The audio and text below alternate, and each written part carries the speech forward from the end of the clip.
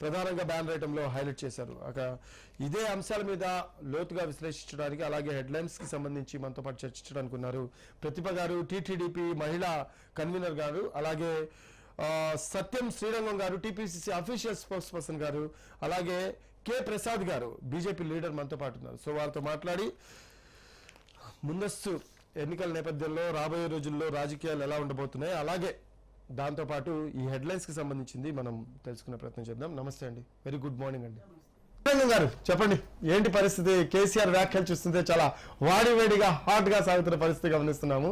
అలాగే ఎవరిని వదలని పరిస్థితి, ఒకవైపు రాహుల్ని కావచ్చు, బీజేపీ నేతల్ని కావచ్చు, ఇంకోవైపు చంద్రబాబు నాయుడిని కావచ్చు, ఎవరిని వదలకుండా తన ప్రసంగాలు సాగుతున్నాయి. సో అదే టార్గెట్ గా, సో దీన్ని మనం ఎలా భావించవచ్చు? రాబోయే రోజుల్లో ఇలాగే ప్రసంగాలు సాగితే ఎలా ఉండే అవకాశం ఉందంటారు? ఇప్పుడు కేసీఆర్ కి ఓడిపోతున్నారని చెప్పి ఒక భయం ఒకటి ఆయన ఆవరించింది. ఎన్నికలు రద్దు, అసెంబ్లీని రద్దు చేసి ఎన్నికలకు వెళ్ళిన రోజు ఏమని ప్రకటించారు? 105 సీట్లలో 105 గెలుస్తున్నామని ప్రకటించిన వ్యక్తి ఈరోజు చంద్రబాబు 0.1% ఉండే, అసలు చంద్రబాబు అనే పార్టీ ఉందా అన్న వ్యక్తి చంద్రబాబును టార్గెట్ చేసి మాట్లాడుతున్నాడు. కాంగ్రెస్ పార్టీని ఏమంటానికి అవకాశం లేదని ఒక రాహుల్ గాంధీని కూడా ఏమనలా ఆయన. ఎందుకంటే కాంగ్రెస్ పార్టీ తెలంగాణ ఇచ్చింది కాంగ్రెస్ పార్టీ. ఈ రోజు కేసీఆర్ గారు ఉద్యమం చేస్తే కేసీఆర్ గారు ఒక్క ఉద్యమం చేయాల, గద్దరన్న, విమలక్క, మావోలు కొన్ని లక్షల కోట్ల చేతులు కలిస్తేనే తెలంగాణ సాధ్యమైంది. అలాంటి తెలంగాణని ఈ దొరల పాలు చేశాము. అప్రజాస్వామిక తెలంగాణ అయింది. మనం కావాలనుకుంది ప్రజాస్వామిక తెలంగాణ, సామాజిక తెలంగాణ. ఈ రోజు దొరల తెలంగాణ అయిపోయింది, వాళ్ళ కుటుంబం పాలైంది తెలంగాణ.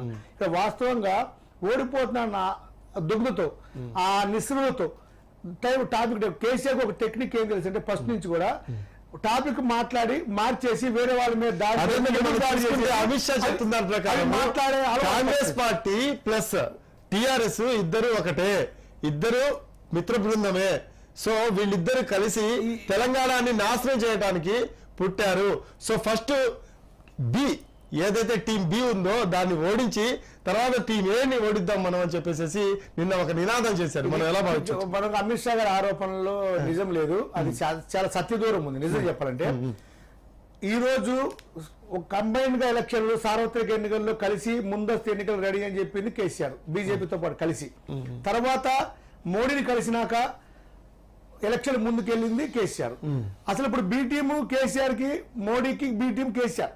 ఒక పక్క ఎంఐఎంని, ఒక పక్క బీజేపీని, రెండు పార్టీలని బ్యాలెన్స్ చేసుకుంటూ అవసరమైంది రెండు పార్టీలు మద్దతిస్తామని. మీరు అబ్జర్వ్ చేయండి, బీజేపీ అభ్యర్థులు పెట్టిన దగ్గర అంతా వీక్ క్యాండిడేట్స్ పెట్టారు.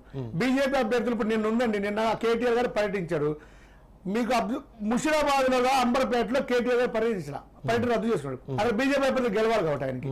ఈ విధంగా లోపల వాళ్ళిద్దరు చిన్న మాట. మనం చూసుకుంటే మన రాహుల్ చేసిన వ్యాఖ్యలు అండి, ఈ బి అండ్ ఏ కి సంబంధించి రాహుల్ చేసిన వ్యాఖ్యలు, దాన్ని మనం ఒకసారి బీజేపీ నేతలకి అన్వయించుకుంటే ఇలా ఉంది పరిస్థితి. ఏమంటారు మీరు? అయితే ఇప్పుడు వాస్తవం ఏంటంటే ఈ రాహుల్ గాంధీ గారు చేసిన వాస్తవం, ఎందుకంటే బీజేపీ అనుమతి తీసుకొని, మోడీ గారి అనుమతి తీసుకొని ఎన్నికలకు వెళ్ళాడు. మోడీ గారు రోడ్లు రద్దు చేసినప్పుడు ఈయన మద్దతు ఇచ్చాడు బహిరంగంగా. ఈయన జిఎస్టీకి బహిరంగ మద్దతు ఇచ్చాడు. జిఎస్టీ ఫస్ట్ అమలు చేసింది నేనని చెప్పి ప్రకటించుకున్నాడు. జిఎస్టీ రాష్ట్రం మొత్తం, దేశం మొత్తం నా రాష్ట్రంలోనే ఎక్కువ వచ్చింది అన్నాడు. ఇప్పుడు ఈయన మాట్లాడి ఈయన రాష్ట్రము, ఈయన ఇది ఒక నియంతృత్వ పోకడలండి. ఆయన కుటుంబ పాలన పరిపాలిస్తూ ఒక నియంతృత్వ పోకడలో మాట్లాడే విధానం. బీజేపీ నేతల్లో ఒక మాట అండి, బీజేపీ నేతల్లో వాడి తగ్గిపోయింది, ఎవరు మాట్లాడలేకపోతున్నారు ఇప్పుడున్న పరిస్థితుల్లో. రాబోయే రోజుల్లో అధికారంలోకి మేమే వస్తున్నాం అని చెప్పేసి కాంగ్రెస్ నేతలు ధీమాగా ఉన్న పరిస్థితిని మనం గమనిస్తున్నాం.